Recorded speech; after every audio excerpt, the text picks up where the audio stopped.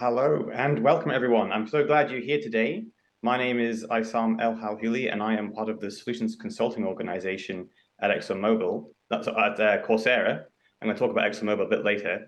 And today I'm going to tell you a lot about where we've seen corporate learning and where we've seen that transformation change over the last few years. My work at Coursera is very much driven towards helping businesses understand their learning objectives and how they can best solve those using Coursera as a product itself. So I'm going to share my presentation now with you. And what I'm going to take you through is kind of the evolution of that corporate learning journey. So very quickly, just about to share my screen. And I've said it's rapidly evolving. This rapidly evolving landscape is driven both by internal and external forces. And we're going to discover and discuss some of those as we go through this presentation. But really what we need to understand is firstly, traditional corporate learning. What is that? What's it been like? And how has it been successful? And note, been successful over many, many years. We're going to talk about then the impact of the pandemic and how this accelerated already existing forces that were emerging anyway, and how that's delivered a brand new normal that's emerging in the landscape of corporate learning. And throughout this presentation, there's going to be a general theme about why online learning is playing a big part in this. So I'm going to make sure that's feathered in amongst all the talk as well.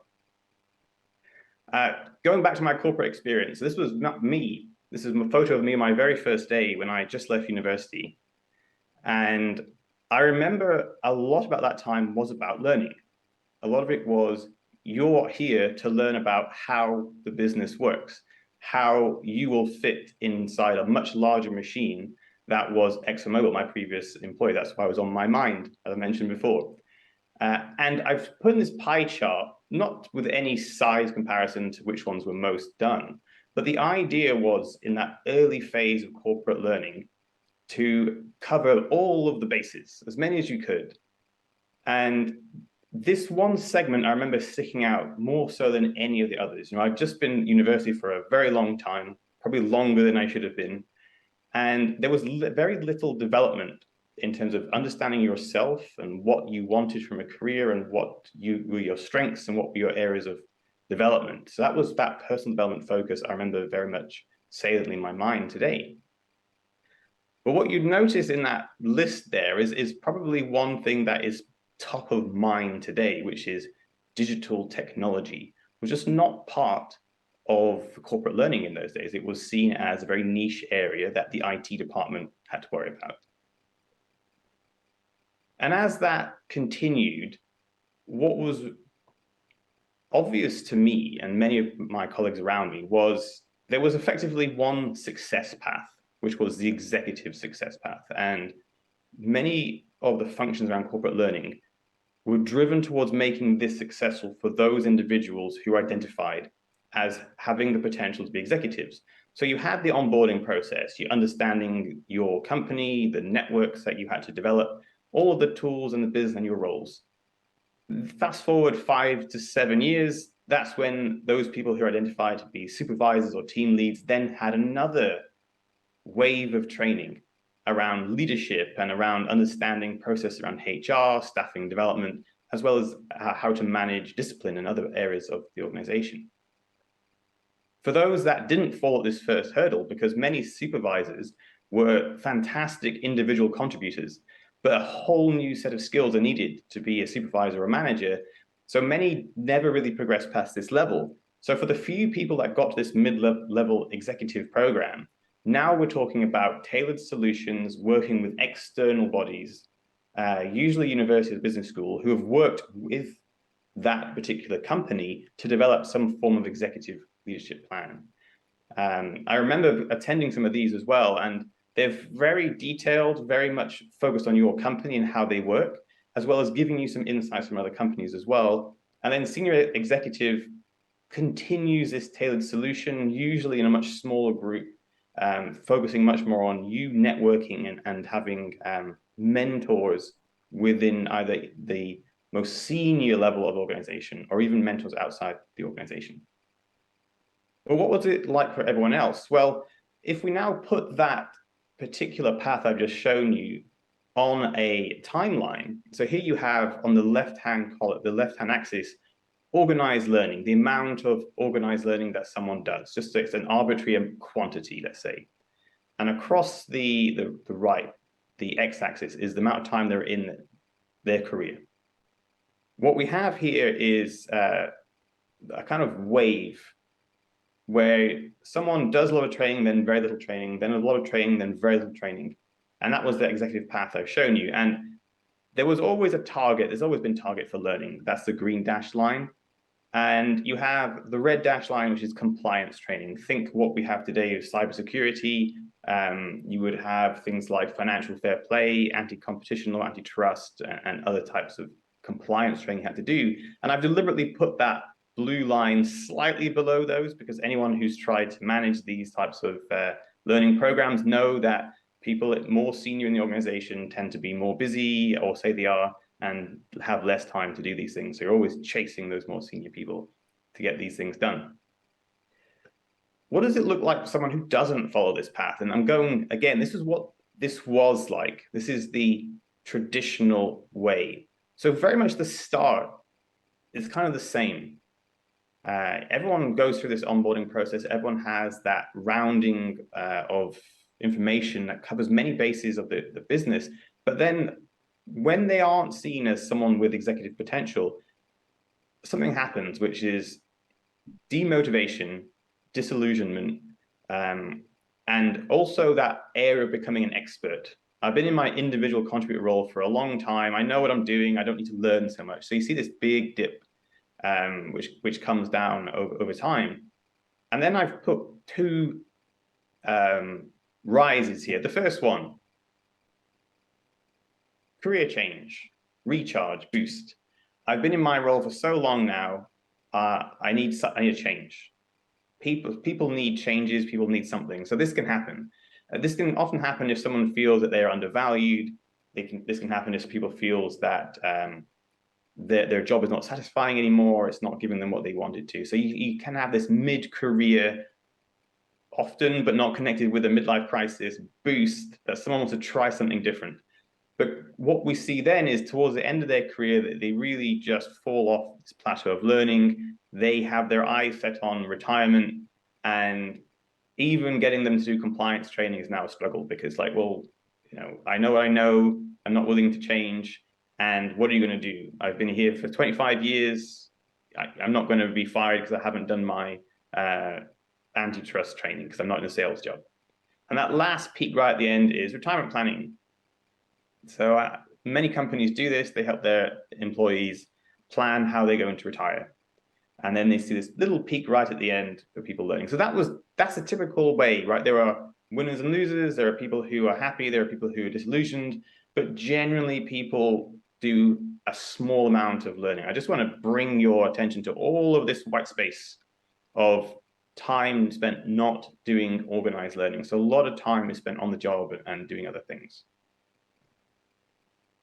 Now, I did say we need to celebrate the successes of this. Why was this fine from a holistic point of view? Because it was fine. It happened for many, many decades even. The first one is cost. Training, as it was then back then, not so long ago, but back then, I'm going to say, was expensive. You had to be taken out. You had to do in classrooms. You usually had external or internal providers who had to take time out of their job. So it's expensive. So if you can spend larger percentage of your money on your senior leaders who you feel have the most value per individual to add to the company, then that's seen as a good use of your cost. And if you minimize the cost that for individual contributors, then that's also seen as good because actually they've got a job to do. They know what they're doing. We don't need to spend lots of money giving them training. The other thing is this idea about how organizations learn. This book came out in 2014, so it's not that long ago. And it's even titled Coping with Continuous Change. But I listen to books these days. It shows you I'm the millennial style, but I listen to the book and summaries. And the idea here is in figure 2 is that businesses create their own knowledge, which is a slow iterative process, but it does happen continuously. And therefore, companies just need to create their own knowledge, make sure they're capturing it, and make sure it's being exchanged internally. So this is a knowledge management situation that we're talking about. It's not an acquisition of new information from outside of the business. This is an example from the oil and gas industry, and this is about energy production. And what I'm trying to highlight here is you see the dates on this plot, 1700 to 2014, is most industries change really slow, or have done in recent times, changed very, very slowly. And the energy industry is one great example, but there is many, many other industries which I could have used. This is just a nice graphic to show you that very slow change over time from burning one thing to burning something slightly different has been the main use of energy production. So there's no need to do transformative learning or transformation of business models because your industry changes slowly. And the last one is about the people you have in your organization. In 2000, we still had a large percentage of people who are baby boomers. And you even had the silent generation, those born before the end of the Second World War. And in 2010, we still don't see the millennials, Generation Y, taking up that large percentage of the company. And those people tended to be more junior roles anyway, which is really well catered for in that we have that onboarding and that ramping up phase of their career. So that's why it was fine. It worked well. It kept businesses ticking over. It kept businesses understanding how they did things, and that continuation of the norm, the continuation of the company culture and how they did things worked very, very well. You can kind of guess where I'm going with this, though, which is we were in an era of learning how we do it. How we do it, which means we are the experts. The Latin quote there, argumentum advertendium, that means I am the authority and therefore my argument is more valuable, effectively, arguing from authority. I'm expert, listen to me. That's what corporate learning was all about. And I think that we need to recognize that's what it was all about in the bygone era. But I say bygone era up into the maybe a few years ago, just before we had the pandemic. So let's just talk about the other factors that have affected this, the internal and external factors that affected this. What has changed since that era, or since that era is coming to an end? The first one, I talked about the slow change of industries. Now, this is just one example of technology. And there's two things I want people to draw their attention to. One is how steep the slopes are getting as we get towards 2010. That's the first one. The second one is how close together those slopes are as we move into the 21st century. Now what we're seeing is not just a faster adoption of technology, but we're also seeing a rapidly increasing creation of new technology coming forward. So this is really changing how people behave. So I'm saying people, not necessarily companies, but how people behave. The second one is our demographic is changing. So we are losing the workforce, which were born before 1980. They are slowly moving out of the workforce. And by 2030, we're going to have a brand new generation, which we don't even know what they're going to be like yet, entering the workforce. Those who were born after the millennium, and what are they going to actually contribute to the workforce as we move forward? We don't know yet. I can have some guesses, but it's going to be an interesting new generation of people. So we don't really know what they expect, but what we can certainly ascertain is they've grown up in a world where all of those technologies at the top you saw exist as normal. They grew up with those. And all of the lifestyles that they bring to the fore. probably the one that's overlooked the most. So we know all about globalization. Globalization has been happening for many decades now. But the impact of it is still not 100% there. The way that I've seen this more so than anything else is about outsourcing to cheaper labor sources. Salary arbitrage is how I've seen this, especially in the IT and services and customer services domains. But the reality is, as we move towards 2050, the working population is going to be primarily in Asia and Africa. And you see in Europe, and North America is similar to this as well, most of your skilled workforce are going to be retired. That is the result, the conclusion, and the reality we face in Europe going into the middle of this century. And therefore, what's going to happen is a lot of actual work is going to move out of those areas. That's just a shift in demographic. There isn't the people available to actually keep those areas going. And then the drive for jobs is going to be in areas where the population is growing. And this plot, I hope, takes no explanation, right? This did happen in 2020. This is COVID spread, and this is all the areas it hit, a clearly global pandemic and the impact that had. And what we want to say here is that it was a double disruption, because all of the factors that I mentioned in the previous slide were already there. We already had automation kicking in, we already had globalization, and we already had technology really disrupting many industries. But when we add these two together, what we see is this acceleration of change. So we see jobs being displaced. We see more so than ever before, the core skills that we expect workers to have changing. It's quite interesting to do this. I actually recommend this as an exercise. Go and have a look at a job description from one of your job adverts today and look at all of the skills that you've listed and what you expect, experiences, and so on. And now look at the same job description from 5 years ago and have a look at what that says. And there's a huge difference in terms of what's expected of employees today in nearly all of the jobs that are being advertised today. The shift to working remotely. Myself, right now, I'm sat at home in my living room to get some good lighting so you can see my face, because I sit in a dark office. It's affected so many people. And we're also seeing that more and more of employees are being shifted towards digitization of the business. And that part of the business is growing as well, whereas more of the physical side of the business is shrinking as well. And where are we seeing this more than ever? It's in talent shortages.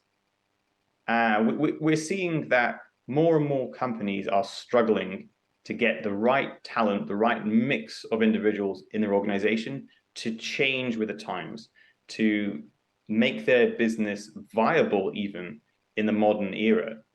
And at the top here, you see what are the top areas where this talent shortage is most felt. And IT and data is clearly number one, because this is where digital technology is created and managed and used primarily.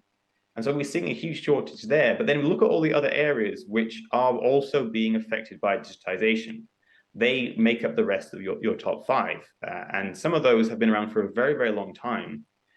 So you have not just a shortage of people. That's not really the issue here. It's a shortage of talent, being able to actually transform these parts of the business to work in a digital age.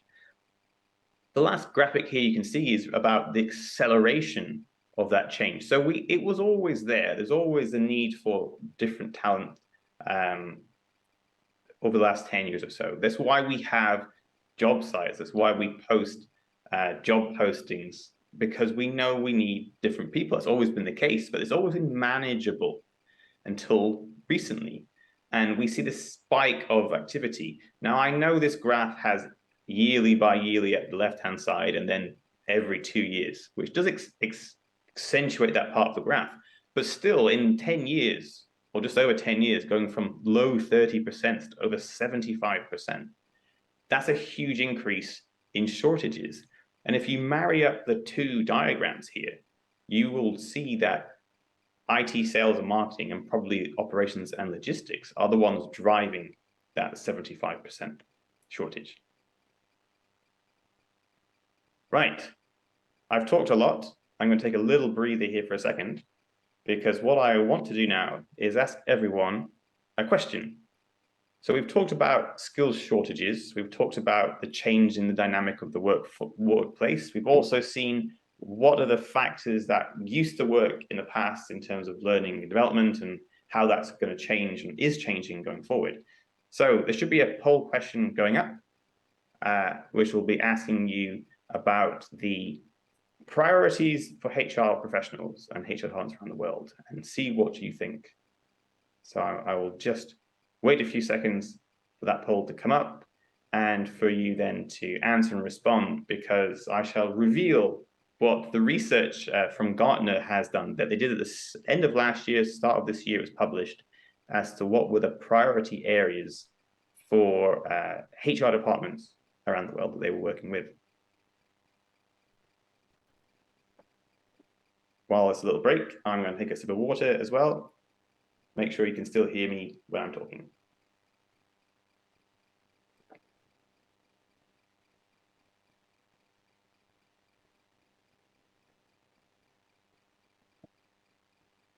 Now, I think the question is worded, what are your top 3 areas? If you don't have top 3, you just have top 1, that's also very useful to see, because it'd be interesting to see just how accurate this research is in terms of, is it really obvious? Is everyone thinking the same way? Or are there some nuances that we maybe have overlooked in this research?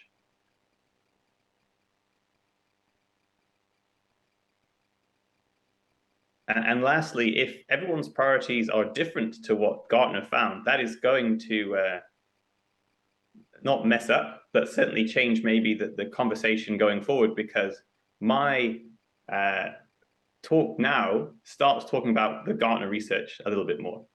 So I've just seen the results here coming up, and what we're seeing is building critical skills and competencies at 23% is number 1. Organizational design and change is number 2. And then diversity, equity, and inclusion coming number 3. So yes, I think that's not something that would have surprised me necessarily, because if I now go to my next slide, you can see this is what the Gartner research said. Building critical skills and competencies right there at the top. And I would even say current and future leadership bench is the same thing. You want to know that you've got the right competencies and skills in your leadership team too. So to me, those are exactly the same things. And you see that we have diversity, equity, inclusion coming there roughly in the middle. And then organizational design and change management there too. So what people are saying in the chat is exactly what the Gartner research found as well, that building skills now is the number 1 priority, whereas maybe in the past this was not the case. My own personal experience working with HR was they were more policy managers. They made sure that people understood what policies of management were, and that people were adhering to them and understood what they could do and what they couldn't do. That was my experience mainly working with HR, but then I wasn't in HR.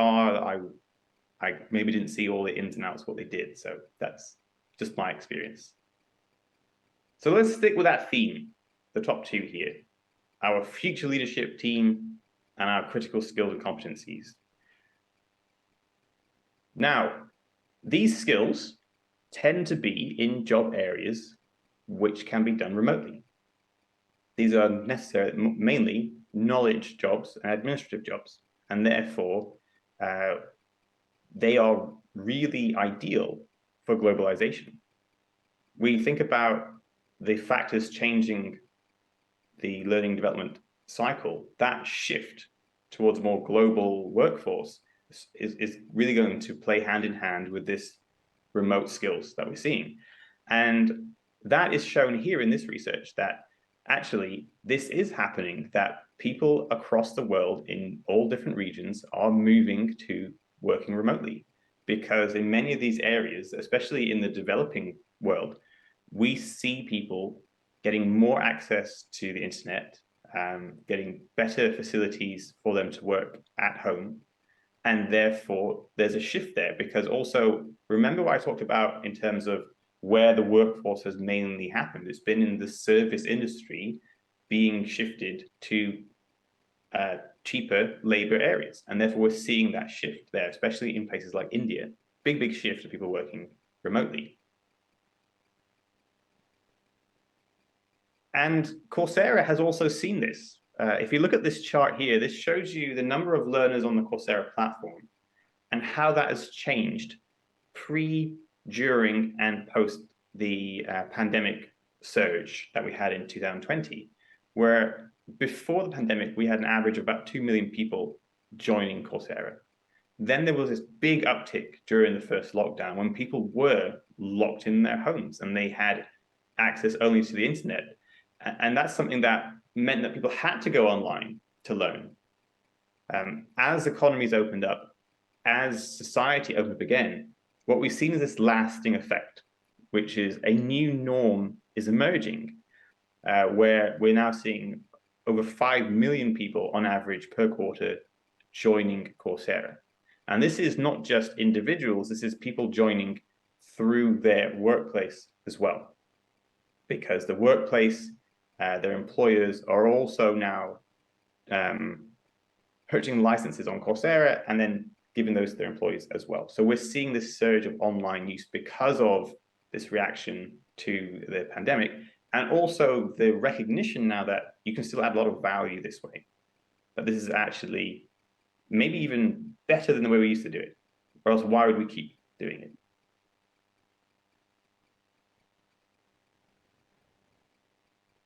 Some things that we've learned in the last few years from our 100 plus million learners is that digital skills are really a shared language, that the demand for digital skills pervade and transverse all walks of life, all industries, all demographics.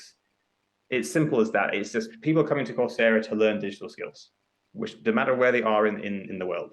So we're seeing this as a reflection of what is the modern economy, what's driving businesses today, what's driving the workforce today. We're also seeing that women are increasingly gaining skills online. So what we're saying here is, as a percentage of the number of people on Coursera, we're seeing increase in women coming online. One of the advantages of being online is it's very impersonal in that respect. So in areas where it's been not traditionally what women would do is going into education, this has been an avenue for them to gain that education. Away from the public eye, away from putting themselves into areas where they may feel uncomfortable. Now we're going to gain the skills they can do in the privacy of their own homes or through their employers as well.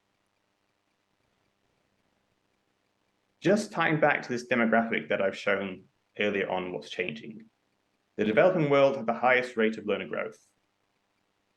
We are not surprised by this, but it's showing you that trend that we're seeing not just that the number of people in the developed world is going to have a significant impact on how the demography of workers changes over time, but also the skills they have is going to be slightly different. The developing world are developing at the highest rate digital skills, and therefore they're going to be the ones most suited for the most in-demand jobs that are being provided by this digital transformation that we're all going through. And how is this affecting workplace learning? So these are broad conclusions that we have now from working with enterprise companies for the past 5 years, 2017, 5 years. And what we're seeing now is that desire, as the Gartner research showed, as our poll recently just showed, that learning development now is focused on measurable role-based skill development. We need skills, not just certificates. We need people to be able to do new things, and that's so important to the business being successful. We're also seeing the need to build diverse talent pipelines. So we have the remote workforce. We have people from different backgrounds with different education, but also we now have previous education qualifications, different universities, different backgrounds needing to upskill as well. So what you're seeing now is, yes, you're adding the digital side to people's abilities, but it's going to complement all the things they've already learned, which is going to provide you this diverse talent that's going to really maximize the value of your people in your workforce. Virtual training is the new default. And when we think about the cost, remember we talked about what worked so well in the previous era, the era of learning how we do it. We still don't want to drive costs through the roof. We can't do this at scale the way we used to do before. So virtual training is a way to train at scale, to provide flexibility to your learners without ramping up the cost astronomically. And also, we can't provide the classroom environment to everyone around the world because it just doesn't simply exist in many parts of the world where they are. This key point in the bottom right is also something that I think is important for learning and development professionals to understand, is whereas before they were kind of an internal service, things were asked of them, they provided them. More and more so, what we're hearing from learning and development leaders is they're being asked to change the business. They're not just being asked to do a task. They're now being asked as a value part of the organization. What can you bring to us to help us improve? And therefore, we're seeing this as a asset to the company, L&D, not just something that needed to be there, not just a service internally. So what are these skills that everyone wants? When I ask this question to many of the companies I'm working with, they tend to be driven towards the right-hand side here, that digital skill set. So we don't necessarily need to go through all these in detail, but that's where people tend to go to. That's where the demand is. We need digital skills because we don't have them right now. This research by McKinsey from last summer, I've read this a few times, and I really like how they went about this, because what they understood was digital technology can only take you so far. Even if we project forward in terms of the capabilities of AI and automation, it's still only going to take you so far. And therefore, these other skills still need attention, still need to be honed and improved and deliberately developed. Those skills around leadership, interpersonal skills, and cognitive skills. And cognitive skills, when I have shown this to some people, they kind of see this as innate skill. People are either good at these things or they're not. But all the research says that these can all be developed. You can all learn these as well. So when I do speak to learning and development leaders who want to develop digital skills, very quickly you can unearth that there is the need as well to develop these other areas too. So these are the skills that the modern workforce are going to be looking to develop. And how Coursera helps in this? Well, Coursera has over 100 million learners right now.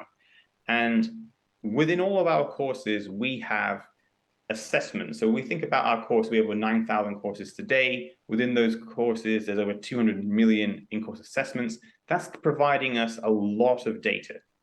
It's providing us a data on what content are different people learning, to what level of proficiency are people learning, which job roles are looking at which areas of our catalog more than others. And so from this, we're able to provide our customers with all the things you see on the right-hand side. We can deploy skill-based solutions, which enables our customers to really measure and target particular areas that are most relevant to them. The way that we tend to talk about this is in terms of academies. So we still have these broad sweeping sections about our catalog. And this also plays back to my very first slide with a pie chart about all the different things that people need to learn for an organization to function. We're not saying that's gone away, which, as you can see here in our list of academies, is still prevalent today. But what we're doing now is we're taking a skills view of this. So what are the skills needed in modern businesses in data analytics, technology, leadership, and so on. What are those skills, and how can we track those skills over time as our learners take the content, take the assessments, and develop that proficiency? I'm going to dive into just two of these very briefly. This is probably my favorite of the Coursera academies, because this is the one which has the most obscurity around it. What actually is this? What is developing leadership? How can we develop people in this area? How can we measure how good people are at leadership? This is a tough thing to do. Therefore, the Coursera content really does marry up very nicely with some of these skills. And the way we've positioned our Leadership Academy is that it's not just about leading people. We have content and therefore skills associated with leading yourself, developing that core humanness about yourself. We then have that transitional phase towards leading teams. What do the people who are first entering that supervisor manager role need to do? What are the skills they need to be effective in that role? And lastly, in that executive role, how do people get the most out of their business? How do they think strategically? How do they develop their organizations? One of the things I love about Leadership Academy is it taps into some of our best content on Coursera. Coursera works with both universities and institutes, but part of that university are leading business schools. So these are the same professors who teach MBAs and executive programs. They're putting that content on Coursera. So it's giving those learners access to some very, very expensive content, what people pay a lot of money to get their hands on. And we also are able to now track something over time. How can we track people's efficiency over time? And that is a theme throughout all of our academies, is we want to track progress over time. And that's part of what our skills platform is able to do. The Career Academy is the opposite end of the spectrum, which is why I'm bringing this one up. The Career Academy is all about certification.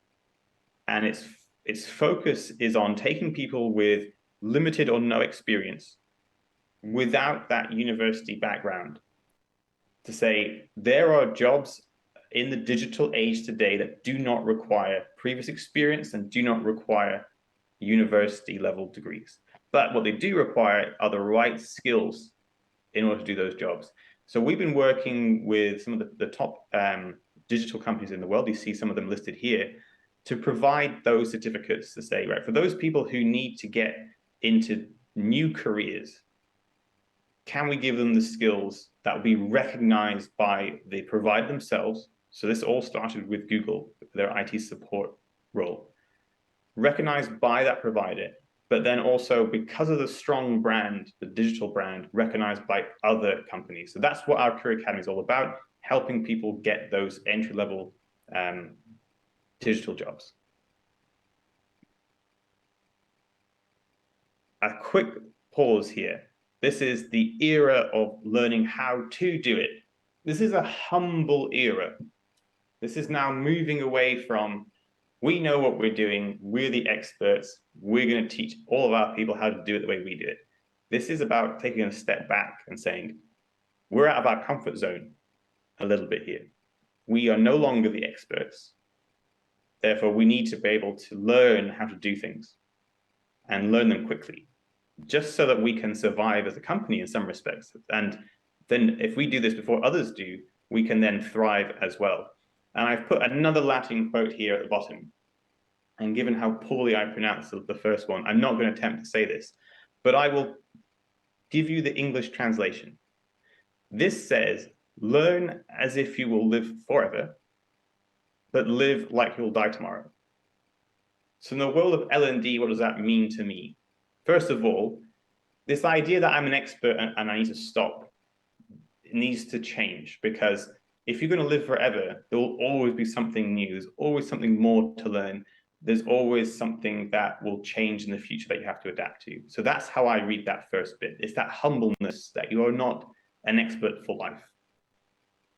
And live like you will die tomorrow means there's an urgency about this. I used to talk to many people in digital transformation as my previous job. And I said, one of my key feedbacks to them when I first came into that role was to take the word future out of their presentations. Because if it was the future, we wouldn't know what it was. So when we see all of these presentations about new technology, new ways of working, new skills, these aren't future things. These are things that can be done today, or at least tomorrow. And therefore, it's about that urgency to get on with what you're doing and not think that it's going to happen to someone else in the future. So that's my philosophical moment of the day. And I just think that's a really nice way to imagine how L&D will work in this new era of how to do things. All right, quick time check. I know we started a little bit late, so we have 15 minutes to go. So I'm going to speed up a little bit here. What does this look like? What's your new career learning path going to be like? So my charts are still the same in terms of what's on the left-hand axis, what's on the right-hand axis. But now what you've noticed is two things have changed already. First of all, this green line of targeted learning is slightly higher than it was before. And the gap to compliance training is bigger, the larger space there. Compliance training has also gone up a little bit because there's so much more that we need to be compliant with as we move into the digital age that this is going to add more burden, unfortunately, to those people who are using these technologies. So that compliance training has also slightly edged up. But what we're effectively saying is learning organizations need to spend more time prioritizing learning. And what we now see is a career of learning that looks a little bit more like this. First phase is you have transformative training. People talk about digital transformation. And I think this is a little bit too high level. The reality is digital transformation has phases. So we've had phases such as the mobile phase, people moving onto mobiles. Before that, it was the internet phase, people moving online. We are going into the age of AI, and we will progress into the age of robotics. And after that, we'll probably go into the age of digital biology.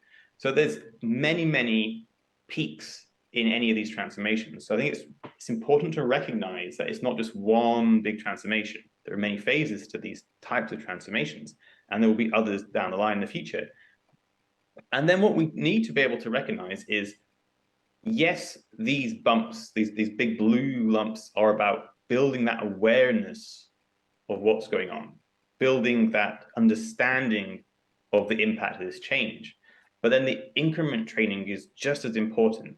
And this is where learners learn about how that affects their job, how their jobs are changing, how the way they work changes, what they produce changes. And this is very much on the individual team level or even the individual themselves level. And I've deliberately done it up and down because no one is going to be learning continuously every single second. And remember, I've put organized learning, not just learning in general. This is organized learning. This is when someone is setting out time and space where they're going away from their day job to go and do some learning. This is my impression of what a continuous learning culture looks like in the modern era. Many, many companies come to me and say, we want to build a learning culture. And I think this is what they mean. This is my illustration of that, because learning culture effectively means there's a continuation of it. It's continuing, it becomes normal, everyone is doing this. And why, in order to do that learning culture, are people turning to e-learning? And you can see here this research done by Global Markets has shown you the increase in size of the online e-learning industry, that because content is now available digitally, it can cover not only a huge population at an affordable price, but also as digital technology improves, as connectivity improves, the range of online courses is changing. Now, we are getting to the level now where both VR and AR are going to start coming into online learning as well. We're also seeing much more around cohort learning online. So I'm excited to see where online learning goes. There's a huge amount they can still go to.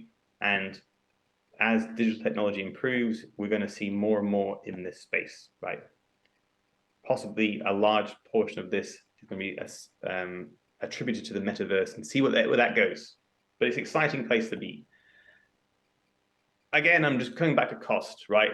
I still think L&D needs to be considered value add far more than cost. But unfortunately, this is not the reality for many, many companies. So this is the other key factor here, is if you want to do this at scale, if you want to do this continuously, if you want a learning culture to persist in your organization, you have to do this cost sensitively. That's the right word to use. And therefore, you have to maintain that your individual contributors are only costing you in this regional space, right? Somewhere between $100 and $1,000 per year, just so you can manage this as you go forward. Again, reasons why we're seeing that.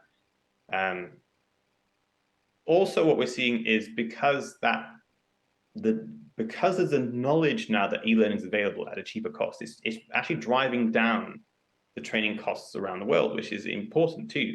We're also seeing that because online learning has mainly been in this area of digital skills, we're seeing non-tech industries come to e-learning to find digital skills. Because again, they are recognizing that they have to learn how to do something because they're not the experts.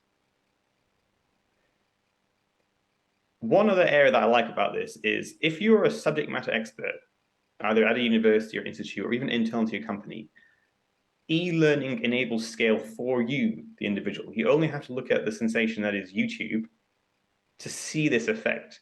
That whereas before to do a training class, let's say you even did one a day, you're only reaching 30 people max in that day. But now you can reach hundreds of thousands, if not millions of people through e-learning.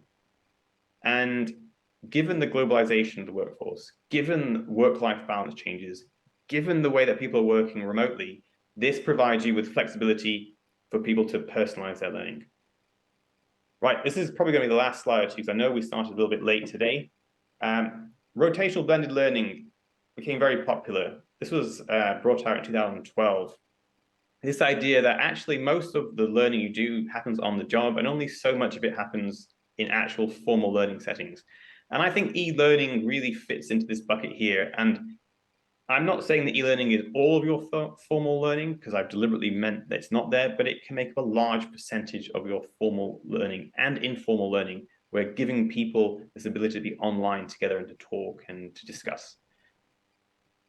This is interesting research done by Brandon Hall, which is that actually when people are asked how much time and effort they put into these three areas, we see this is not exactly lined up to 70-20-10. And far too much effort and time is put into that formal learning space. And my hypothesis for why this is still the case is it's a culture problem. Jobs are still considered to be a cog in a process, and therefore you need to be taught exactly how to do this job. And therefore that requires formal instruction as to what you need to do. The other cultural artifacts, let's call it, from the learning how we do it era is that learning is done in the classroom. You're, again, told how to do it like this. Therefore, what needs to happen first and foremost is a culture shift, because we are unable to understand what culture we want if we don't understand what culture we have.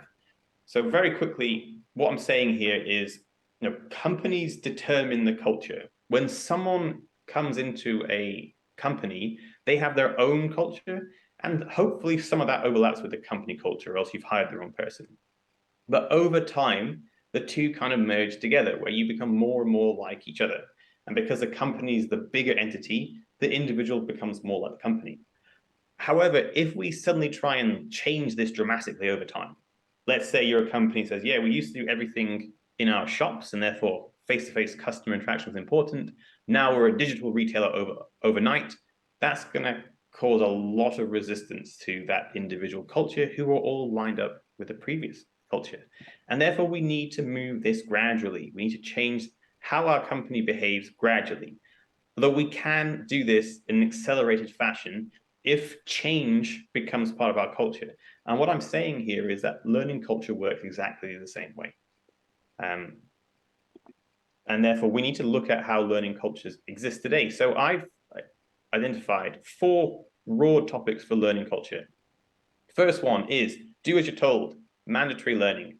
You have to be on time, you've got to be scheduled, or else effectively. Managed learning, which is we know exactly what you need to learn. We're going to provide you with a pathway, do this pathway, and then you'll have completed that. Well done. Congratulations. That is very much the culture of learning how we do it. Now, when we think about the culture for learning how to do it, we have to be far more humble, and thus we need to guide people towards our strategic objectives. We also need to give people the space to experiment and be able to find things that they find interesting or they are curious about that are new and experimental. I'm not saying that mandatory and managed don't have a place, because all companies have a core business that they know really well. That still has a place. All companies have compliance training that they have, and therefore mandatory and managed still have a place. If we want to change our culture to be more in the continuous space, learning how to do things, we have to also bring in guided and open learning. How do we change this culture? This is my last slide, what we're going to bring on now, because I know we're running out of time. The old model was, I call it the propaganda model. We are going to tell people how they should think.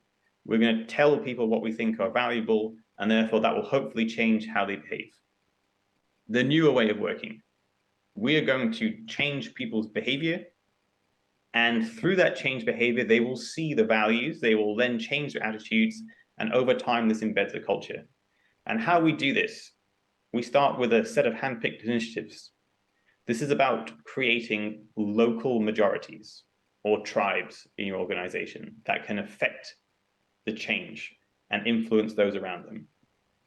We need that leadership support and sponsorship, or else why am I doing this? Why am I taking the risk to do something different? Because it might fail. It's an experiment after all. So I need to make sure my leadership has my back. We do need to make sure that the environment works. So here's a really simple example. If I'm trying to teach everyone how to use data better, but I don't actually give them the tools they need, I don't change their day-to-day job so they have time to do this, they don't have access to the data they need, we're not creating the environment for this works. If everyone's shut away in an office where they can't talk to anyone, but we want people to collaborate more, this is not the right environment. The most important thing is we need to spread the word of intermediate results, which means we can't wait 2 years to see if this works. We have to say, this is what's happened so far. This is what's happened 6 months from now, what's happened 9 months from now, and so on, to get that momentum going. And lastly, we need to spread this to further initiatives. Again, we don't necessarily need to wait for things to be finished. We just need to get this going, up and running, and build on the intermediate results, build on what we've learned, and get that culture of learning really embedded, because that's how you maintain this culture, is you embed these changes that you've done, and you keep them going and you maintain them. Right. That's a lot of talking at speed as well, but hopefully that was informative. Let's just recap what we spoke about. We talked about traditional corporate learning, why it worked, but also why it needs to change. We then talked about the pandemic, the short-term and long-term consequences, as well as other factors driving change in organizations, which is shifting us towards this new norm. And it's new norm, it's not future norm, it's today's norm. And the last one is, what's the role of online learning in all of this to effectively do this and get that continuous learning culture built into our organization? So that's what we've covered. Hope that was informative. I hope that was useful. And I'll leave you with one last Latin phrase, because I said I weave these in all the way through. This one is, to teach is to learn. So I very much enjoyed just talking to you today. And I hope that you go away and talk to other people about some of the topics today.